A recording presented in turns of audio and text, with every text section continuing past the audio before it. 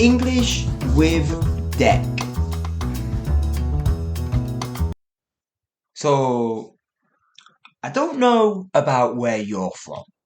Feel free to let people know, of course, in the comments. I would actually be really interested to hear where you guys are from. Which countries, which regions, or even where you're listening from. Maybe you're actually in a different country to your home country at the moment. And yeah, whilst I'm on that topic, feel free to drop that info into the comments. Just, to share the globalism of this podcast. Yeah, maybe we've got some friendly neighbors, or good neighbors will become friends. If you get that reference, good on you. Um,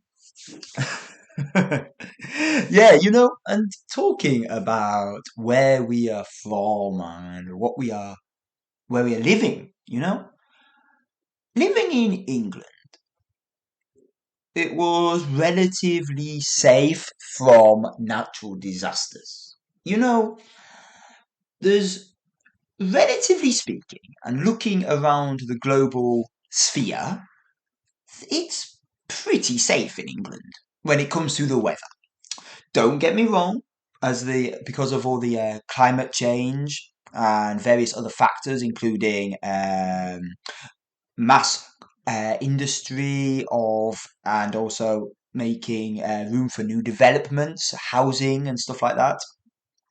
There are natural disasters happening in a slightly larger scale, of course, and I am not denying that, but definitely in the comparison to other countries and what happens, unfortunately, in those countries, England is pretty safe.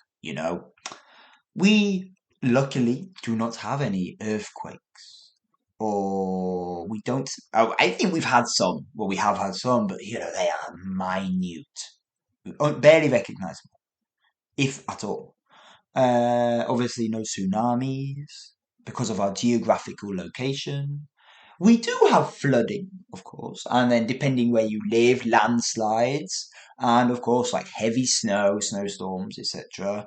Uh, yeah.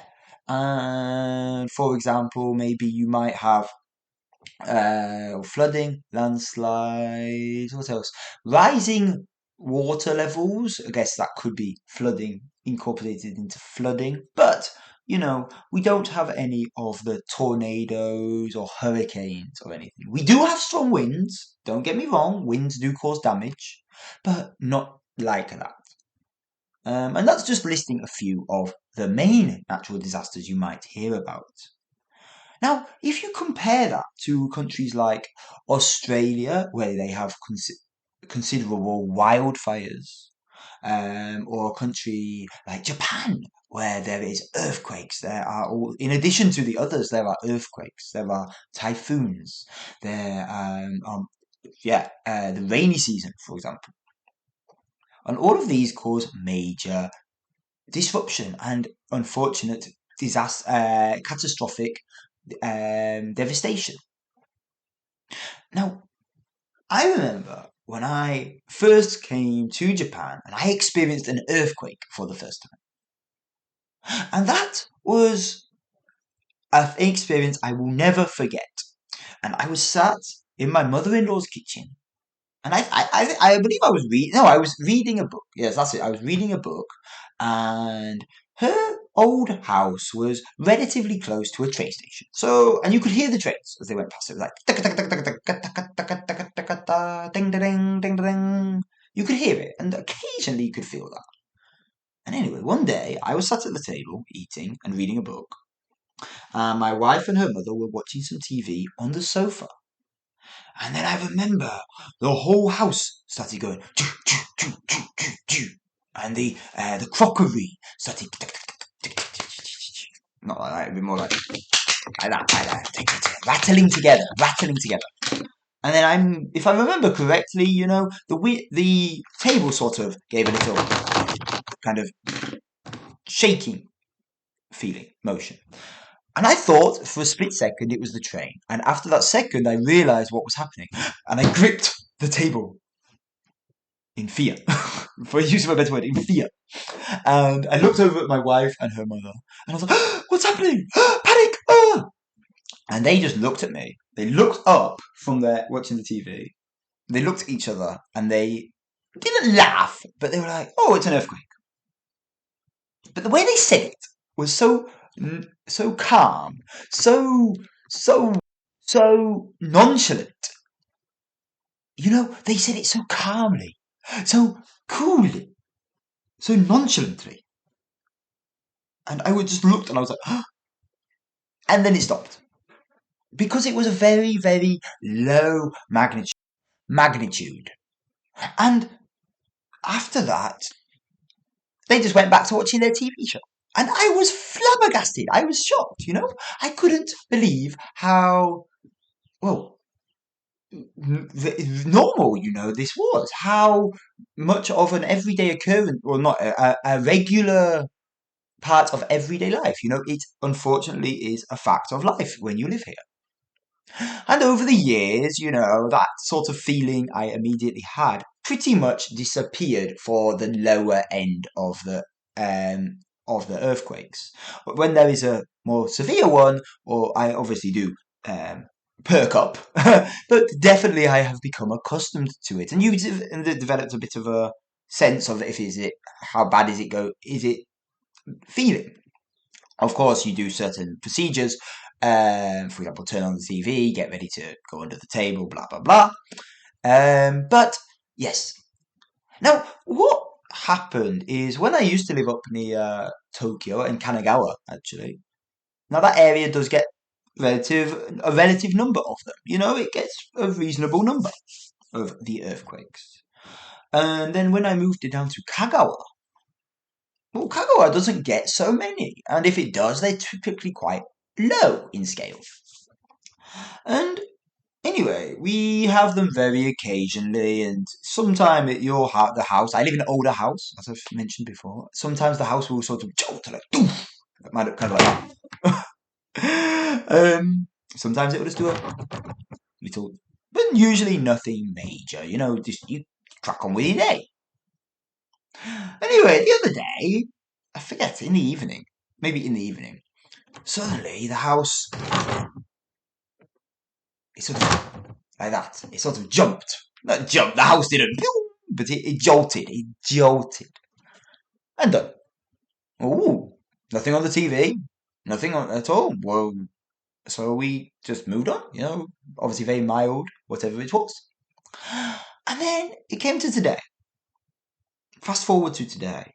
And I stepped into my house and I just happened to look up to the left where the ceiling is. And on the corner, there is the wooden trim. That bit of wood in the court which is like tacked onto the wall, very top of the wall where the wall meets the ceiling. And there's like a wooden trim sometimes.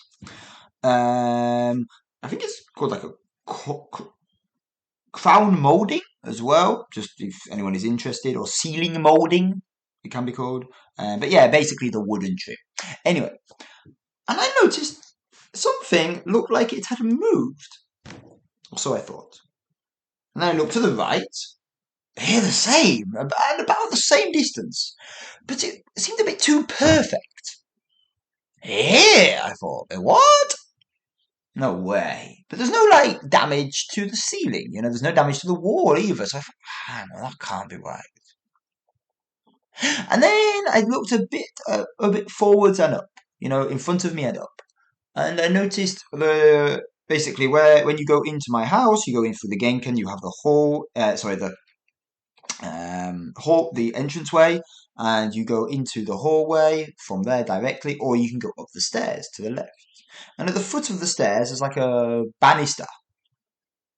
And if you look directly up from there, there is like a right angle effect in the ceiling. A bit of wooden trim, essentially, like I just mentioned.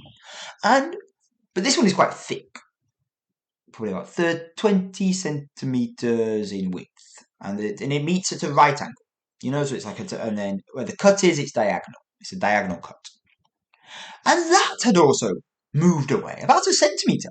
It had come apart by about a centimeter. So I was like, no way.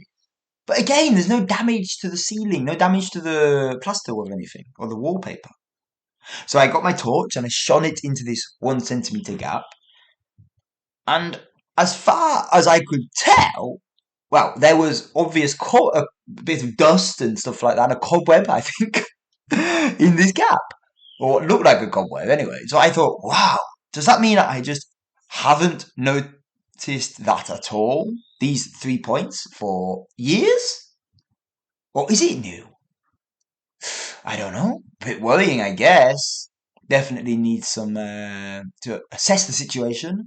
But has it always been like that? And when you notice these things, when you notice something, an anomaly, something abnormal, suddenly you're thinking, what if? Is it this? Is it that? Is it this? Is it this? Is it that? And you doubt yourself. I don't know anymore. I'm not worried about my house falling down, though. I am not worried about that. But, it's that doubt. It's like playing tricks on myself. My mind is playing tricks on me. Who knows? Well, anyway, maybe we'll get someone to have a look at that in the future. Okay, guys, sorry for the longer episode today. But yeah, I hope you are all having a brilliant morning and a fantastic afternoon. And, of course, a reasonable, I'm joking, a respectable evening, Okay, enjoy yourselves, and wherever you are, whatever you're doing, have a good one. See you in the next one. Bye now.